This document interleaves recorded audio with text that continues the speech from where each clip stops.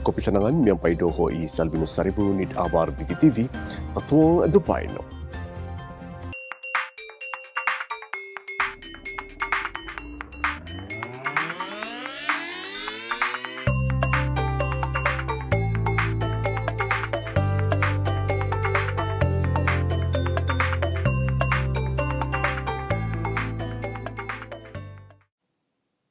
Istiadat angkat Sumpah Ketua Menteri Sabah ke-16 berlangsung di Istana Negeri Kota Kinabalu pagi tadi. Pengerusi Perikatan Nasional Sabah, Datuk Haji Jinor yang juga Ahli Dewan Undangan Negeri Adun Sulaiman hari ini mengangkat sumpah sebagai Ketua Menteri Sabah ke-16 di hadapan Yang di-Pertua Negeri Sabah, Tun Juhar Mahiruddin di Istana Negeri Kota Kinabalu. Turut mengangkat sumpah 3 timbalan Ketua Menteri iaitu Pengerusi Barisan Nasional Sabah, Datuk Seri Bung Mokhtar Radin yang juga Adun Lamak dan Presiden Parti Solidariti Tanah Air Kosta dan Adun Tambunan, Datuk Dr. Jeffrey Kitingat. Serta Adun Kundasang, Datuk Dr. Joachim Gunsalam yang juga Naib Presiden Parti Bersatu Sabah PBS. Bung Mokhtar turut mengangkat sumpah sebagai Menteri Kerajaan Tempatan dan Perumahan, Jeffrey sebagai Menteri Pertanian dan Perikanan dan Joachim portfolio Menteri Pembangunan Perindustrian.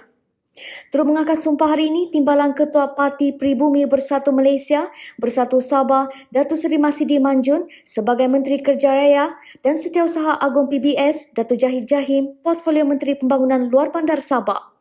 Turut hadir isteri Yang di-Pertua Negeri Sabah, Tok Puan Nurlida RM Jasni.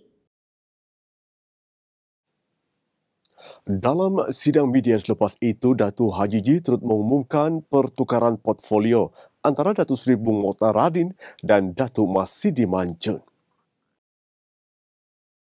Bung Mokhtar dilantik sebagai Timbalan Ketua Menteri Sabah 1 merangkap Menteri Kerja Raya, manakala Masidi sebagai Menteri Kewangan 2 merangkap Menteri Kerajaan Tempatan dan Perumahan. Haji Ji berkata beliau memerlukan Masidi yang berpengalaman khususnya dalam membantu beliau untuk memulihkan ekonomi Sabah dan menghadapi pandemik COVID-19.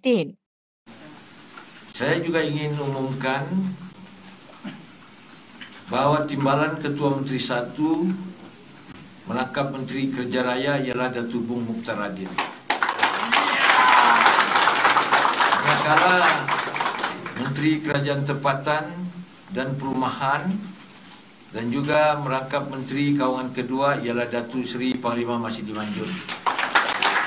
Saya memerlukan khidmat Datuk Seri Masidi Manjun membantu saya dalam kewangan, terutama sekali untuk memulihkan ekonomi negeri Sabah dan juga menghadapi pandemik COVID-19 ini. Beliau berkata demikian dalam sidang media selepas mengadakan pertemuan dan taklimat daripada Setiausaha Kerajaan Negeri Datuk Safar Untung di Pusat Pentadbiran Negeri Sabah, Kota Kinabalu hari ini. Secara tradisinya seorang timbalan Ketua Menteri mewakili masyarakat Cina akan dilantik ke dalam Kabinet Sabah, namun tidak kali ini. Tiada timbalan Ketua Menteri mewakili masyarakat Cina yang secara tradisinya dilantik dalam Kabinet Baharu Sabah dan ini langsung tidak mencerminkan simbol perpaduan masyarakat pelbagai kaum di negeri ini. Ahli Dewan Undangan Negeri Adun Luyang Feng Jinzi dalam laman Facebooknya menyatakan Ketua Menteri Datuk Seri Haji Jinor boleh melantik Adun berbangsa Cina dalam kabinetnya, namun lantikan tradisi itu tidak dilakukan dalam Kabinet Negeri Sabah yang baharu.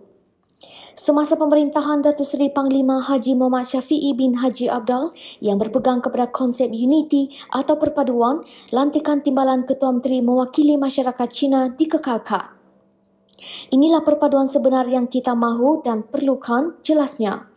Jinja berkata Barisan Menteri Kanan yang dilantik juga jelas memperlihatkan ia dilakukan bagi memenuhi kehendak gabungan parti dalam Gabungan Rakyat Sabah dan bukan berdasarkan profesionalisme mereka. Sementara itu, Jinja yang juga bekas Menteri Belia dan Sukan Sabah bersedia mengalas tanggungjawab sebagai pembangkang yang efektif, lantang bersuara dan progresif. Ginger yang berjaya mempertahankan kerusi Dun Loyang dengan majoriti besar 14,521 undi dalam PRN Sabah ke-16 lalu turut memberi jaminan kepada penduduk Loyang bahawa beliau akan terus berkhidmat sebagai wakil rakyat yang telah diberi mandat oleh rakyat. Menurutnya, dalam 2 tahun yang lalu, rakan-rakan seperjuangan dari Warisan Plus telah berusaha sedaya upaya bekerja keras siang dan malam merealisasikan dasar baharu untuk rakyat Sabah. Ginger berkata perjuangan dan perjalanan ini seperti kembali ke titik permulaan, tetapi mereka akan terus menyimpan harapan. Meskipun berada dalam blok pembangkang, Adun Kedamaian Datuk Iwan Benidik terus komited untuk bekerja keras demi rakyat di kawasan Dun Kedamaian dan Sabah. Datuk Iwan yang juga naib Presiden Pertubuhan Kinabalu Progresif Bersatu APCO berkata akan terus memberi khidmat dan bersuara secara berkesan untuk rakyat. Beliau mengucapkan terima kasih kepada semua rakyat Kedamaian yang memberikan sokongan undi kepadanya dalam pilihan raya baru-baru ini. Penghargaan turut diberikan kepada semua pimpinan Warisan Plus di Kedamaian dan semua pihak yang membantu dalam mempertahankan kerusi Dun itu. Ini pula perkembangan COVID-19 di Sabah. 73 kes baru positif COVID-19 dilaporkan di Sabah hari ini dengan penambahan 2 kluster baru iaitu kluster Jalan Bomba, Sandakan dan kluster Jalan Utara Sandakan. Susulan penularan pandemik COVID-19 di Sabah, Mercy Malaysia menggerakkan sukarelawannya bagi membantu klinik kesihatan setempat di negeri ini.